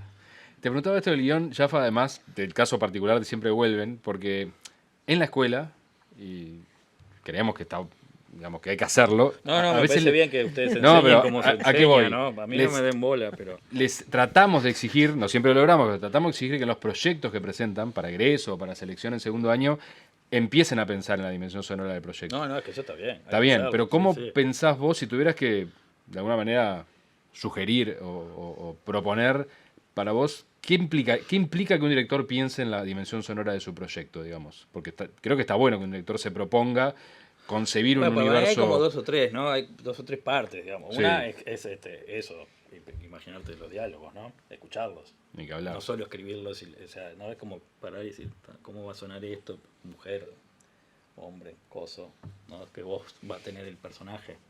Ajá. Los silencios, ¿no? Que van a ver. Y los lugares también. Si vos decís, qué sé yo, ver cómo estás montando en función de esto va a ser una situación ruidosa, después va a venir otra más silenciosa y que eso te permita después jugar con eso. Ahí va. Está bien. Ahí va. O en el momento de la puesta en escena, ¿no? Si querés que el personaje esté haciendo esto todo el tiempo, vas a generar una especie de situación sonora ruidosa, Claro. ¿no? Qué sé yo. Ahora lo haces y después cagaste, ¿no? Porque si querés sacar esto y lo filmaste, va a estar, ¿no? Claro. Digo, todo Sí. tiene, Salvo que... como decía Batman, como el hombre araña, ¿no? Un gran poder, una gran responsabilidad. Si metés el ruidito y se ve, después va a tener que sonar. Claro. Igual a veces no suena o suena, qué sé yo, ahora con la de Dani hicimos unos ruiditos, pero después puedes ponerlos después también, si filmás y decís, esto lo filmo de una forma que después me permita poner este ruido o no, Claro. o poner un corte que pongo al tipo haciendo un ruido y después lo puedo mantener todo el tiempo o no. Claro. Hay que pensar esas cosas antes, que yo no sé si... Hay algunos directores que lo piensan, hay otros que no, Ujú. qué sé yo. O que después esto quiero que sea re silencioso y todas son situaciones re ruidosas, no sé. Claro. Que quedan truchas Claro. si son silenciosas. Ahí va. O Pero- quiero que este momento el ambiente genere una emoción que digo, bueno, claro, ¿qué querés? No, quiero que la gente llore cuando lo vea caminando de acá para acá. Está bravo. Ah, bueno, está. Está bravo decidir eso por la gente, ¿no? Pero bueno, sí, entiendo el ejemplo. ¿Preguntas? ¿Comentarios? Avisen, ¿eh? Porque yo a veces Pregunten. no miro para allá, Hablemos, pero... de algo. ¿Hay alguien? No. Bueno, sigo. Nadie quiere preguntar. Los asustamos. Sí, no sé. Pero bueno, ya van a venir, y hay otra cosa que yo creo que es interesante de la película, es uno cuando va a ver una película y hay un actor conocido, ya está como medio predispuesto, ¿no? A cierto tono, a cierta, no sé, hasta perfil del personaje, porque está contaminado de las cosas que vio antes. Y en esta película, por lo menos yo no conocía a ningún actor, a Juan Wouters, perdón con la pronunciación, solo lo conocía como músico, pero no había actuado nunca, creo, ¿no? Sí. Entonces es una película muy fresca en ese sentido, ¿no? ¿Cómo fue un poco el proceso de castinear? Bueno, ya contaron esto de que el actor original creció, y cómo surge esa idea, que me imagino que fue también una propuesta de producción o estética, de que sean caras frescas o actores no conocidos, ¿no? ¿O fue accidental eso? No, ahí había una búsqueda. Yo, por ejemplo... No, pero Juan Waters siempre estuvo. No, sí. Él estuvo Pero siempre. no es actor. En el Estaba caso desde el de... guión, Sí. digamos. O sea. Ah, ok. En el caso de Juan, es un personaje que cuando empecé a escribir el guión, yo estaba escuchando como su música y empezó como a entrar en el guión Ajá. y empezó a llamarse el personaje Juan y empecé a tomar algunas de sus canciones de ese momento para incluirlas en el guión, que de hecho en la primera versión del guión están las canciones que ya existían de él. Ujú. Después se volvieron canciones originales y cuando terminé de escribir el guión se lo mandé y empezamos a hablar de la posibilidad de que él fuera el personaje. Él vivía en Nueva York, en Estados Unidos. También Juan es músico, hace giras. En un momento parecía que no íbamos a poder coincidir con las fechas. Abrimos un casting pensando en que fueran otros actores y finalmente terminó siendo Juan, se acomodaron las fechas y la verdad que lo que a mí me pasaba con él es que los colombófilos son como personajes muy poco de esta época, parecen personajes como de otro tiempo y Juan tiene algo como yo siento como de otro tiempo y también era muy importante que el personaje tocara la guitarra, compusiera las canciones y se volvió, bueno, el personaje de Juan lo terminó haciendo él. En el caso del protagonista, bueno, hicimos un casting que yo vi 80 gurises personalmente, que después cuando quedó uno de ellos, pasó el tiempo y a los 6 meses había crecido y ya no era ese último minuto de la adolescencia, ese primer minuto de la juventud, sino que tenía 20 años y ya no daba esto que era muy importante para el video, que fuera un pichón. Tenía que ser como un pichoncito, un huérfano, y tenía que haber una fragilidad. Tampoco pudo ser el personaje para el que yo sí escribí el guión, que era Emiliano, que es un chiquilín que yo había conocido como estudiante de la ECU. Y cuando lo conocí, Emiliano había crecido y tampoco fue. Y finalmente apareció Bruce Pintos, que es el protagonista, casi en la hora. Digamos, y bueno, la verdad que Bruce... un casting. Fue una amiga que Flor Coleman, que también fue estudiante de la ECU. Sí. Lo había conocido de un casting de una película que se llamaba El viento que arrasa. Y me dijo, acá hay un gurí que es él, me mandó la foto. Y bueno, y Bruce le echó todo el casting para un lado muy afro. Tiene una cosa mestiza, afrodescendiente. Y a partir de ahí fue que, bueno, esta familia ya no es la familia del otro Emilio que habíamos castiñado anteriormente, que era un chico casi... Bueno, era rubio, estaba teñido de rubio. Iba a ser otra película también. Cada personaje, cada protagonista iba a flechar la película por un lado distinto. Claro. Y Bruce la llevó para un lugar que nos dio paso a conocer a Abril Pereira, que es la actriz que hace de la hermana. Y bueno, y la madre que fue en Buenos Aires. Para mí sí era importante no ir a actores conocidos. Y tampoco estaba buscando como a los mejores actores o los que actuaran mejor, sino que yo sentía que la película estaba en un código como una fábula, y lo que tenía que traer estos actores, estas actrices, era como una energía. Como algo, por ejemplo, que ocurre muy claramente con el personaje del muchacho de pelo largo, que es Alfonso Bueno Lima, que es un gurí que ahora está en Berlín, que es de Artigas, que yo lo había conocido por Instagram, y después lo fui a ver, era bailarín, y bueno, y Alfonso traía algo que solamente él lo trae.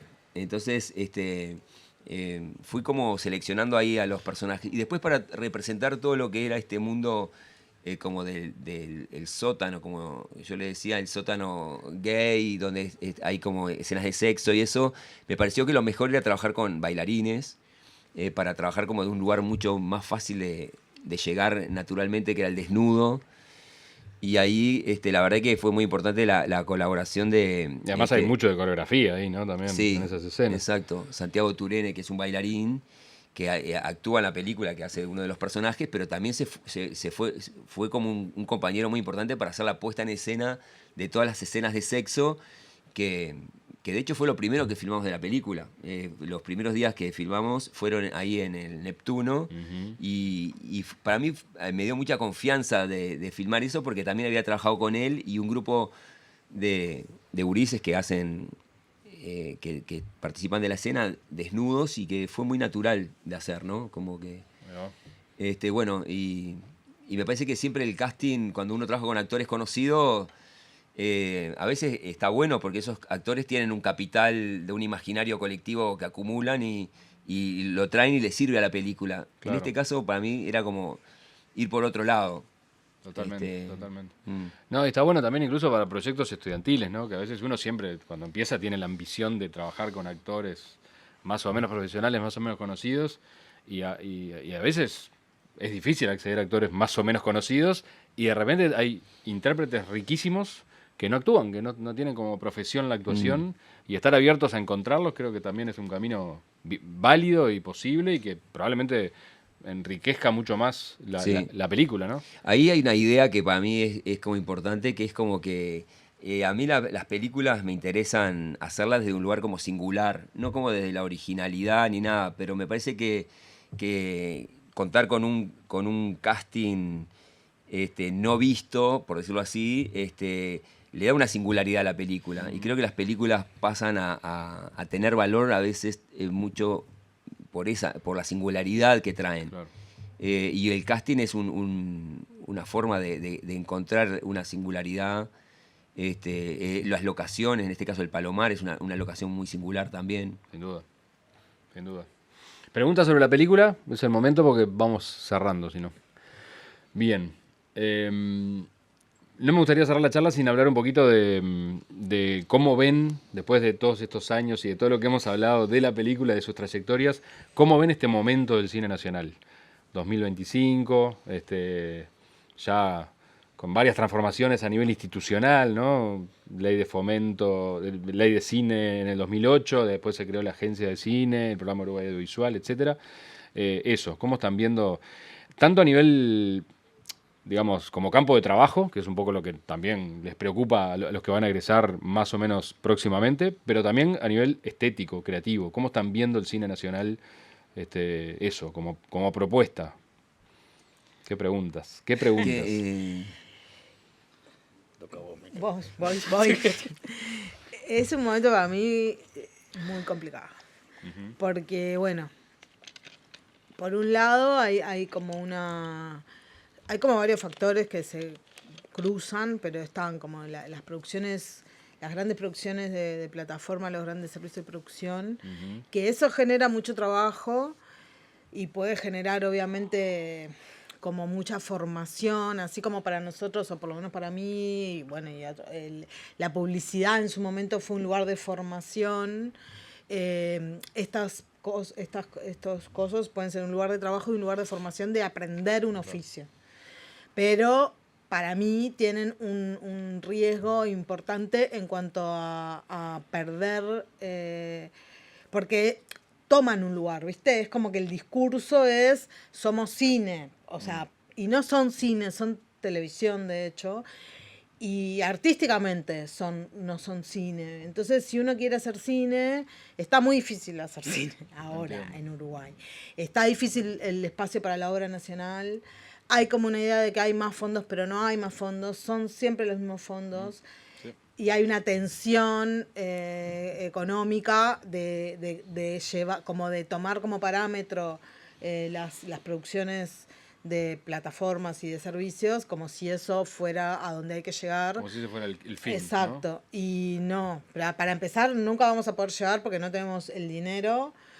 Pero además no hay que llegar ahí, porque esas producciones tienen poca creatividad. Esa es mi opinión, realmente tienen poca creatividad. Y nosotros tratamos de trabajar con todas las falencias que podrán tener los diversos proyectos desde un lugar de creatividad, de poner los equipos lo máximo que podemos poner en cuanto a ideas propias, originalidad, honestidad intelectual, tratar de poner los recursos máximos para que la foto esté buena, sea expresiva, el sonido sea expresivo, viste, como un montón de cosas, de lógicas con las que uno produce obra, que no es la lógica con las que uno produce series.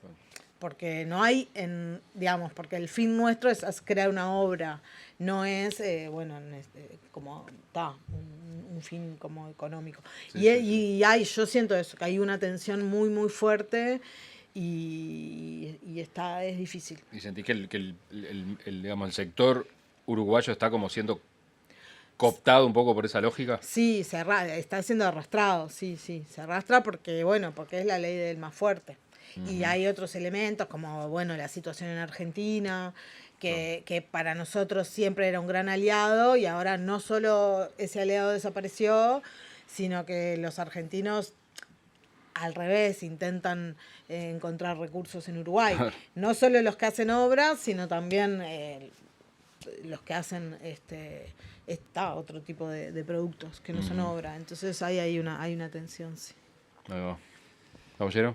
Sí, a mí me parece muy particular eso de que, por ejemplo, el Estado uruguayo le dé $80.000 al Eternauta, ¿viste? Me parece que cualquiera. Pero bueno, qué sé yo. Somos una sociedad que le está pagando el cine a Netflix.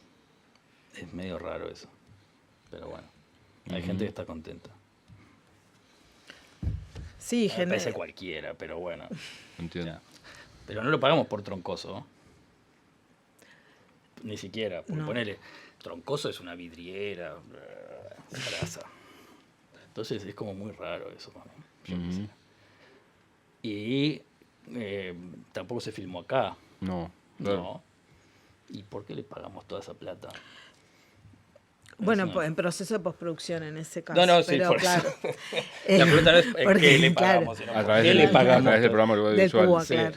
Ahí va. No, eso Porque está bueno. parte de la postproducción Porque, qué se sé hizo yo acá. trabajé, ponerle en porno y helado, ¿no? Se filmó acá, hubo un montón de gente que trabajó acá, se hizo todo prácticamente acá. En Argentina los cagaron a puteadas porque se notaba que estaba filmado en Montevideo y se supone que era en Buenos Aires, ¿no?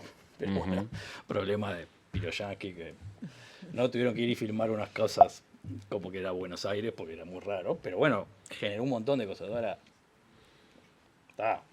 eso tiene más sentido. Y en esto no. Igual pensar que eso es como se trabaja profesionalmente es errado. Es como pensar que en el cine se trabajaba como en las series de Suar, Claro.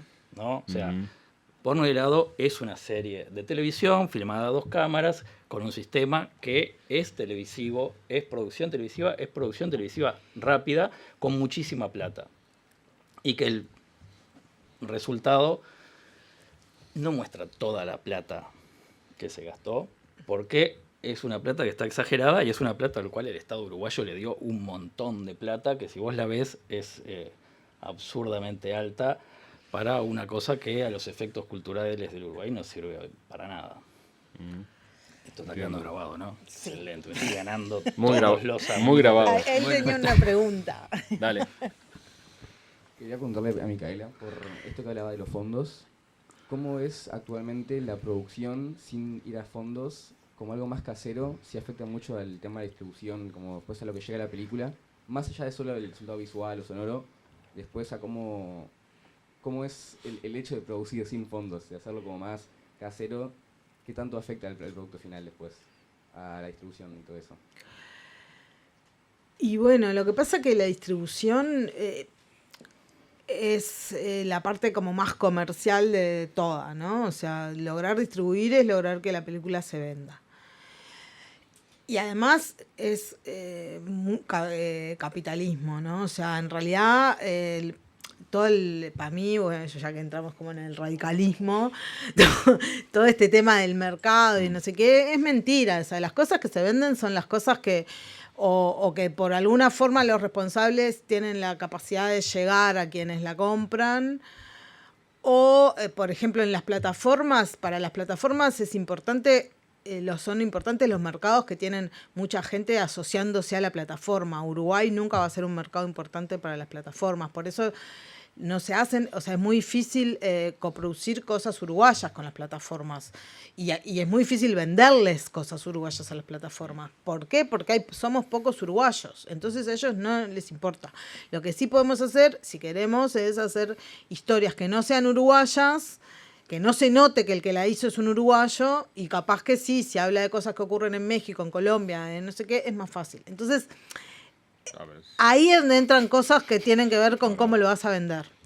Después, si vos logras hacer una película sin fondos, que siempre, muchas veces se puede, en general las primeras, porque después la idea que todos tenemos también es vivir de esto, o poder por lo menos semi-vivir de esto, y para eso hay que lograr tener fondos, porque pero igual está bien, uno puede, y está bien hacer las primeras sin fondos, porque hay que empezar y hay que hacer. Si la película queda bien, si el guión está bueno, y se puede llegar a exhibir en Uruguay, se llega. Exhibir en Uruguay no es difícil, de hecho es como al revés, o sea, se exhibe todo.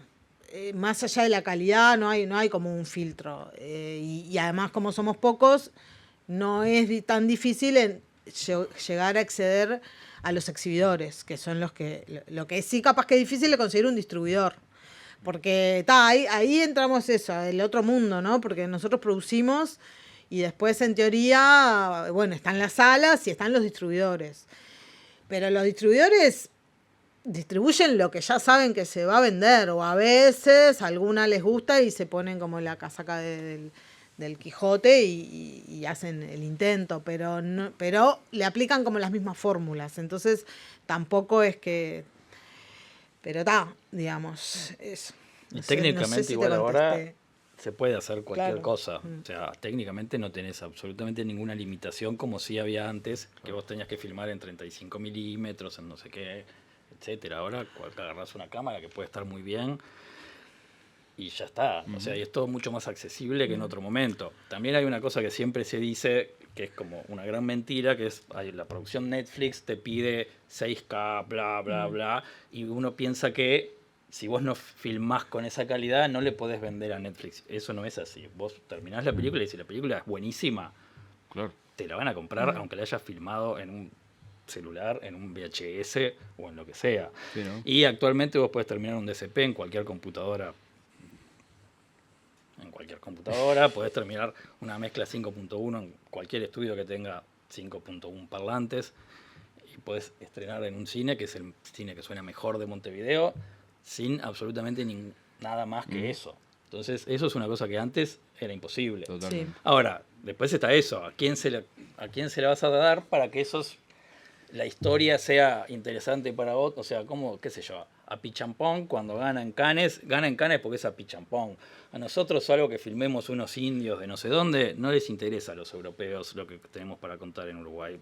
Antes, en una época sí, cuando se hizo whisky y todas esas, Y cuando había menos latinoamericanos. les filmando interesaba más. también. Ahora está lleno de americanos que tienen indios, tienen no sé qué, y estamos medio en el horno en eso. Entonces es como que estas historias medio burguesas, así, no sé cuánto, ya no le interesan al europeo, entonces está difícil para eso, ¿no? Y si haces una película como Hiroshima o como una película un poco más experimental y no sé qué, no somos a Pichampong, ni todos estos, ni Hong Sanso, entonces no nos dan bola porque nosotros tendríamos que hacer cosas con Darín, etcétera, ¿no? Bueno. Exacto. Alegría. Nos falta tu visión de todo esto. Dale un poco de alegría. No, mira, yo hay una imagen que tengo que con todo este momento, me acuerdo cuando pasamos a esa instancia que era del ICAO a la agencia, en un momento la agencia se iba a llamar solamente Agencia del Audiovisual, y ahí me parecía que había como un punto a recordar, que es que estaba como a punto de desaparecer la palabra cine de la institucionalidad más importante que iba a dar los fondos para fomentar la producción de cine. Entonces, yo creo que el riesgo de que desaparezca la palabra cine como estuvo para nombrar a la institución más importante que iba a fomentar el cine, es un síntoma de que muchas veces lo que se pierde de vista es que nosotros estamos trabajando con un lenguaje que es el lenguaje del cine, y creo que es lo que hay que rescatar. Y yo creo que la imagen que a mí me viene es como que en Uruguay nosotros, la flor nacional del Uruguay es el ceibo, ¿no? Entonces, es como que al mismo tiempo tenemos una producción forestal importante de eucaliptus. Y yo creo que tenemos que cuidar el ceibo. Y bueno, las plantaciones de eucaliptus, ¿qué onda? ¿Existen? ¿Cortamos todo el eucaliptus? ¿Prohibimos los eucaliptus que no y solo hacemos ceibo? No sé cómo es esa proporción de eucaliptus y ceibos, pero lo que sí siento es que nosotros tenemos que defender a los ceibos en tanto lenguaje del cine y en tanto identidad cultural, y que ahí el ceibo es como la imagen de nuestra... Tenemos las ceibalitas, de hecho. Tenemos el ceibo es como la imagen de lo que es el cine que está hecho desde un territorio, desde un lugar que hace a la cultura y la identidad nuestra. Y después están los eucaliptus, que son foráneos, de hecho, los eucaliptus. Y donde... Pasa que para mí los eucaliptus son del Ministerio de Ambiente y los otros son del Ministerio de Agronomía. Entonces, todas esas otras cosas son del Ministerio de Industria y el cine es del Ministerio de Cultura. Y bueno, acá Ese el es asunto. exacto. O sea, Entonces, ¿cómo hacemos? Yo siento que la película y esta está que bien que hicimos... exista el Ministerio de Industria con todas estas otras cosas. Sí. Pero No, el problema que tenemos es eso, que se instala el discurso de que eso es cine y de que eso es cultura. Claro, entonces yo creo que, bueno, esta película que nosotros hicimos para mí es como del ceibo. Es como, a mí lo que me interesa hacer es eso, y bueno.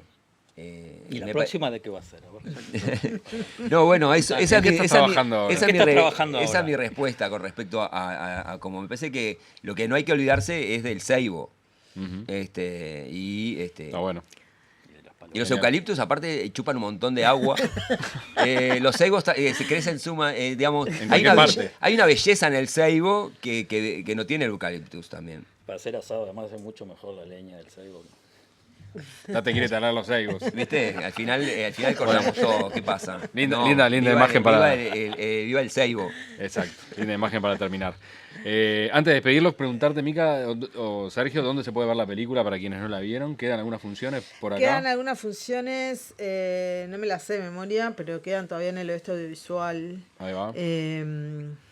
Va a haber una función también en Agadu, la dirección no, los directores, la asociación de directores, guionistas está haciendo un ciclo en Agadu donde se están programando películas. Los directores y directoras que estrenamos películas este año, programamos películas ahí y va también la película nuestra. En este caso siempre vuelven. Y en septiembre va a estar el Llamale H y va a estar. Sí. Siempre vuelven en el Llamale H, o sea que ahí también perfecto. Va a haber nuevas oportunidades y en algún momento estará en más Cinemateca. Ponele, imagino. Sí. No sabemos si en Netflix, pero en más Cinemateca seguro. Exacto. Bueno, gente, Sergio, Daniel Zafalián, Micaela Solé, un placer haber compartido esta mesa con ustedes. Muchas gracias. Un aplauso Enrique por la invitación. Gracias por venir. Vamos arriba. Gracias.